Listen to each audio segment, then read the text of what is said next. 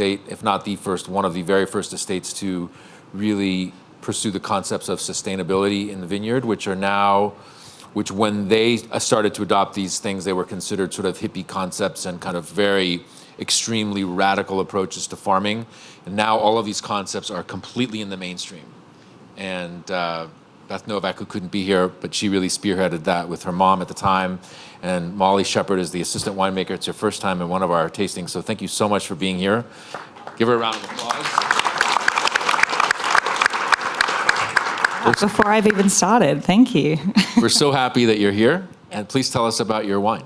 Yeah, well, it's a great assignment to describe any winery and any wine in 5 minutes, so I'll do my best.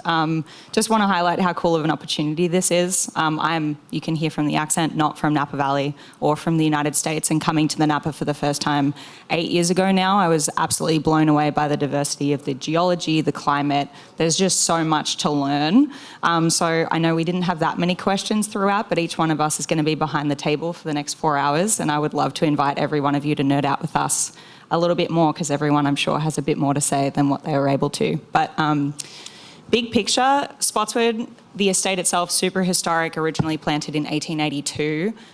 We're on the western benchlands of St. Helena, so you've got the classic kind of clay bale loam, alluvial fan, a decent amount of gravel.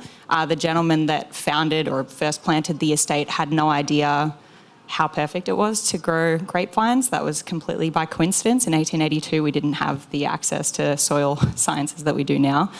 So it was, super serendipitous that it just happened to be a perfect place to grow grapes. So it's been around for over 150 years. The family that owns it now is the Novak family, Beth Novak being president and CEO. Her mother and her father purchased the property in 1972 and replanted it to mostly Cabernet Sauvignon, a little bit of Sauvignon Blanc and some Zinfandel. First winemaker and vineyard manager for us was Tony Soder. So he was working up at Chapelet at the time, super passionate about organic farming, wanted a chance to lean into that, and Mary Novak was happy to, oblige. She was curious about it, she was open-minded, and she had a passion for the natural environment. So Tony implemented organic farming in 1985, so this year we're actually celebrating 40 years of organic farming. And we've really grown a lot since then as far as what that looks like for us now. But yeah, first vintage was 1982, so you're tasting the 40th anniversary vintage of the Spottswoode estate in bottle. They were growing and selling fruit for 10 years prior to that. I actually have a really fun handwritten IOU from Robert Mondavi that's in some of our files. That was a fun COVID project to go through. But yeah, so from there, I will just mention as well, Mary Novak founded the property alone. She lost her husband only a few years after they moved to St. Helena, so he passed away really suddenly at 44 years old.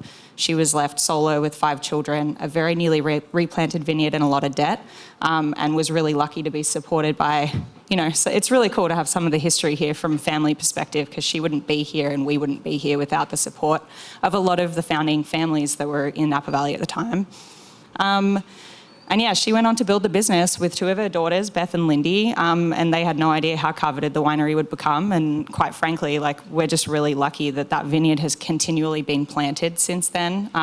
Obviously, the vines are not that old anymore. The oldest vines on property are 33 years old now. But we're known for Cabernet Sauvignon. We do make some Sauvignon Blanc as well. And as Antonio mentioned, thank you for kind of giving us the flowers of the sustainability piece. It's super important to what we do. So we've been organic for a long time. We moved into biodynamics about 20 years ago, certified Demeter in 2020, regenerative organic certified. And then everyone's done such a great job of chatting about farming pieces, which is a huge part of what we do, but sort of big picture sustainability also looks like lightweighting bottles, reducing our GHG emissions, and the first Napa Valley vineyard to be B Corporation certified. So having that really big focus on business as an impact for a good and looking after our people and our stakeholders, community and planet, as well as just our little container that we farm is super important. And yeah, the 2021, the only thing everyone's you've all got a great picture of what this vintage was. The only thing that I would add is for some vineyards, there was a pretty big frost event early season, so there was some lower yields for some people. We were really lucky that we got away with that. And then primordial buds are set the year before, so not only was it a drought year in 2021, but it was a drought year in 2020, which actually set the scene for a lower yielding, kind of lower push, and more water stress early for even what happened the year prior.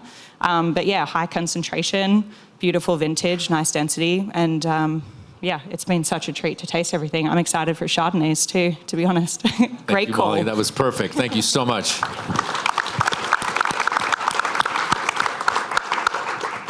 Does anybody want to ask anything before we move into